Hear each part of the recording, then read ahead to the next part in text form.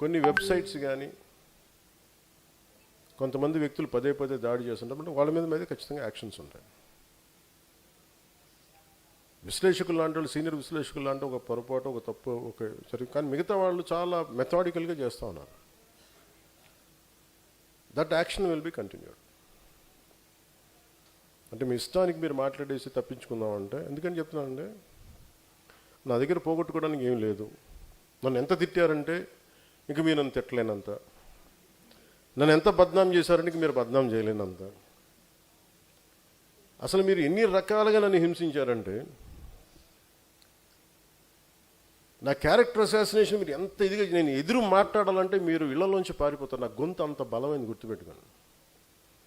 నాకు ఎంత లోపల నుంచి ఎంత ఇన్ఫర్మేషన్ ఉంటుందంటే ఒక్కొక్కడి గురించి తోలు ఒలిచేసే అంత ఇన్ఫర్మేషన్ ఉంటుంది, ఒక్కొక్కటి అంత ఉంటుంది అలా. కానీ నేను ఎందుకు మాట్లాడినంటే మా బండ్ల గణేష్ లాగా, నాకు ప్రొడ్యూసర్ లాగా అంటున్నాను.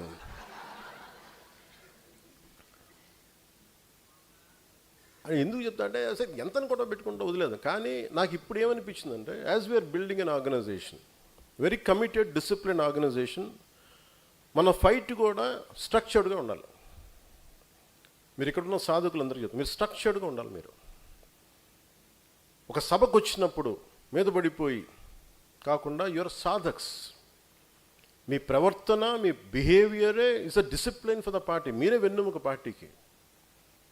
మీరు బలంగా గట్టిగా నిలబడితే భయపడాలి అందరూ.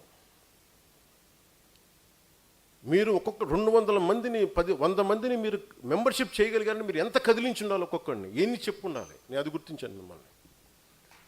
దాంట్లో ఒక 100 రూపాయలు 400 రూపాయలు నేను చూడాల. ఎంతమందిని మీరు కన్విన్స్ చేసిన ఇలా మాట్లాడాలి. నాదెండ్ల మనోహర్ గారి నియోజకవర్గం తెనాల్లో ఆయన టైలరింగ్ వృత్తి చేస్తారు. ఆయన పేరేంటి సార్? నాగరాజు గారు అంటారు. ఆయన టైలరింగ్ వృత్తి చేస్తా పొద్దునుంచి సాయంత్రం టైలరింగ్ చేసి, సాయంత్రం ఒక 4 గంటలు అందరి ఇళ్ళకి వెళ్ళి పార్టీ సిద్ధాంతాలు చెప్పి మెంబర్షిప్ చేశాను. వాళ్ళు ఎవరు పేర్లు తెలియదు, నాకు తెలుసు వాళ్ళందరి పేర్లు. మీరు అందరూ అనుకోవచ్చు నా పక్కన ఉన్న దుర్గేష్ గారి పేరు, మనోహర్ గారు లేదు, నాకు తెలుసు. మీ అందరి పేర్లు తెలుస్తుంది నాకు. ఎందుకంటే నేను కూర్చోబెట్టి నేను చదువుతూ ఉంటాను, డేటా తెప్పించుకుంటాను. ఇలా ఉంటుంది డేటా నా దగ్గర. ఒక్కొక్కళ్ళది పేర్లు పెట్టి పిలిపించుకుంటాను. ఏం చేశారు వీళ్ళు, ఎందుకు ఈ మీటింగ్ పెట్టానంటే, 2000 చేసిన వాళ్ళని పిలవాలి, 3000 చేసిన వాళ్ళు పిలవాలి, 10 చేసిన వాళ్ళు వదిలేరని నేను చెప్పాను. ప్రతి ఒక్కళ్ళని చేసిన కూడా నేను కలుస్తాను అందరినీ. ఎందుకంటే ఈరోజు నేను సంపాదించే సంపాదన మీరే. 1000 కోట్లు నాకు అవసరం లేదు, కానీ 20,000 మంది నా సాధకులు, 21 లక్షల మంది నా ఉద్యమిలు చాలు నాకు. నేను సంపాదించుకున్నది అంటే, ఒక దేశం ఒక 10 మంది ఉగ్రవాదులు కూర్చొని దేశాన్ని వణికిస్తూ ఉంటే, అలాంటిది మీరు 20,000 మంది మీరు కూర్చొని మీరు బిగిన ఒక మాట పైన ఉంటే మీరు ఎంత మార్పుని పట్టుకురాగలరు? ఎంతని మందిని ఎలాంటి గుండాయిసనైనా కీళ్ళు కాళ్ళు వంచి మీరు కూర్చోబెట్టగలరు? మీ శక్తి మీకు తెలియదు, అంత బలంగా ఉంది. సో నాకు ఐ నీడ్ డిసిప్లిన్. ఈ మాట మాట్లాడాలి, ఎందుకు మాట్లాడతాం? ఈ మాట మాట్లాడకూడదు, ఎందుకు మాట్లాడడం? ఒక విశ్లేషకులు కూర్చోబెట్టి ఒక తప్పు మాట్లాడితే దాన్ని ఖండించాలి, ఎంతవరకు ఖండించాలి, తెగేదాకా లాక్కూడదు. ఒక మాట చెప్పాలి, కానీ దాంట్లో కొంత క్షమ ఉండాలి, కరెక్షన్ ఉండాలి. ఇవన్నీ నేను I want to train all of you in that. నాకు తీసుకెళ్ళడానికి ఏమీ లేదు. నేను పోతే ఈ ఉంగరం కూడా నాతో పాటు రాదు. కానీ నేను వదిలేది నా భావాన్ని వదిలేళ్తాను ఇక్కడ. సో నేను కోరుకుంటుంది అలాంటిది. ఎందుకంటే ఏం చేస్తాను ఫైనల్గా, నేను ఈ రోజున కూర్చోబెట్టి ఈ రోజున మాట్లాడుతున్నప్పుడు, గోదావరి నది శుద్ధి గురించి మాట్లాడుతున్నప్పుడు నేను మర్చిపోవచ్చు, వెళ్ళిపోవచ్చు. కానీ మీరు ఇంట్లో బిడ్డలు ఫోన్లు చేస్తాం తల్లులకి, ఆ బిడ్డలు భవిష్యత్తుకు మంచినీళ్ళు అందించాలి, ఒక కలుషితం లేని గాలి అందించాలి. వాళ్ళు రేపు పొద్దున్న ఏదైనా వస్తే ఉద్యోగ అవకాశాలు కావాలి, ఉపాధి అవకాశాలు కావాలి, వీటి గురించి నా ఆలోచన. అందరూ అడుగుతారు, ప్రధానమంత్రి గారు మీకు ఏం మాట్లాడతారు, ఎందుకు వస్తారు? నేను ఇవే మాట్లాడుతాను ఆయనతోటి. నేను మాట్లాడేదల్లా దేశ భవిష్యత్తు గురించే మాట్లాడతాను. అంతేగాని వాళ్ళని అరెస్ట్ చేయండి సార్, మోదీ గారు వీళ్ళని మా ఆంధ్రప్రదేశ్లో ఒక మాజీ ముఖ్య ఆయన అరెస్ట్ చేయించండి సార్, అమిత్ షా గారు వాళ్ళని అరెస్ట్ చేయరా. నాకు ఎంత హాస్యాస్పదంగా ఉంటుందంటే, ఎంత సిలీగా ఉంటుందంటే, వీళ్ళు ఇంత దిగజారిపోయారు ఏంట్రా బాబు అనుకుంటా.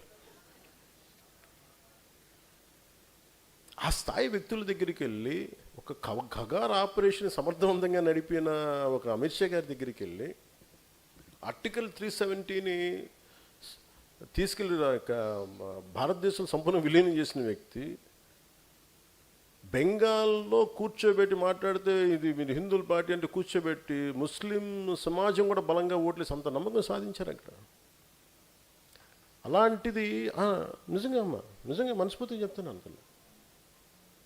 నేను సనాతన ధర్మం అంటే చాలామంది ఏమనుకుంటారంటే కూర్చోబెట్టి వీడు మూర్ఖమైన హిందూ ముస్లిం బతికిన అనుకుంటారు. అట్లా ఎందుకు అనుకుంటామమ్మా? మిమ్మల్ని మీరు ఎందుకు వచ్చారు? మీరు అర్థం చేసుకున్నందుకు మిగతా వాళ్ళు అర్థం చేసుకుంటే అసలు నన్ను ఆ మాట మాట్లాడతారా హసీనా గారు? నేను ఇలాంటి కూర్చోబెట్టి మాట్లాడే వ్యక్తులతో నేనంటే వెళ్ళి సార్ ఆయన అరెస్ట్ చేయండి సార్, ఇంత దిగజారుడుగా మాట్లాడతాను. దానికి కథనాలు మళ్ళీ విశ్లేషకులు ఇప్పుడు చెప్పండి, ఇప్పుడు మనం ఏం జరిగి ఉండొచ్చు అంటారు. అది యాక్చువల్గా ఏం జరిగిందంటే అండి, ఆ రోజున ఢిల్లీలో మీకు గుర్తే ఉన్నట్టు పవన్ కళ్యాణ్ ఆ రోజున అక్కడి నుంచి హైదరాబాద్ వెళ్ళారు ఫ్లైట్లో, వారిని కలవటం జరిగింది.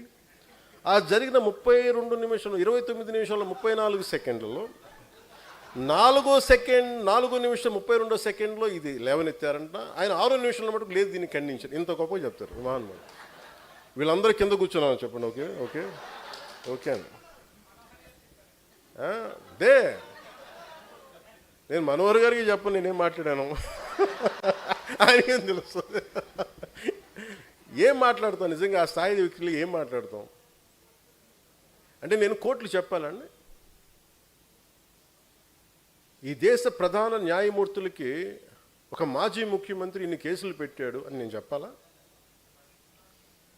ఆంధ్రప్రదేశ్ హైకోర్టు న్యాయమూర్తులకి నేను చెప్పాలా? వాళ్ళకి తెలియదా? సిబిఐ కోర్టులకి నేను చెప్పాలా? వాళ్ళకి తెలీదా ఎవరు దోషులో ఏం చేస్తున్నారో తెలియదా? ఆగమ్మ విను.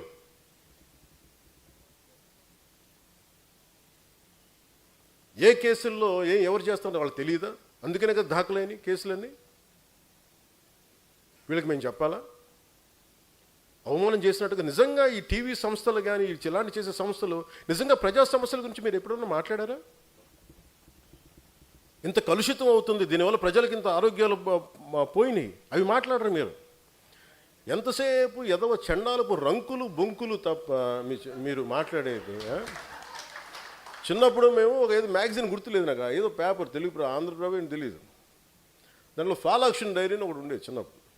ఎప్పుడు చూడు దాంట్లో మొత్తం చూస్తే ఏడు వాడు రంకులు మాకు అనిపించింది. మేము చదువుతుంది మా అమ్మ తిట్టేది, ఇదేంటో ఈ చండాలని చందమంతో పాటు అది కూడా చదివాడు అని నాకు అనిపించేది. అట్లాగే మేము ఏదైనా చూద్దామంటే ప్రజలకి విఘ్నత కలిగించే మాటలు మాట్లాడతారా? విజ్ఞానం కలిగించే మాటలు చెప్తారు. ఎందుకంటే దానివల్ల ఓట్లు పడవు. పవన్ కళ్యాణ్ అని ఎవరిని తిడితే, పవన్ కళ్యాణ్ అని అమిత్ షా గారు కూర్చోబెట్టి ఒక కథనం కలిగితే చూస్తారు.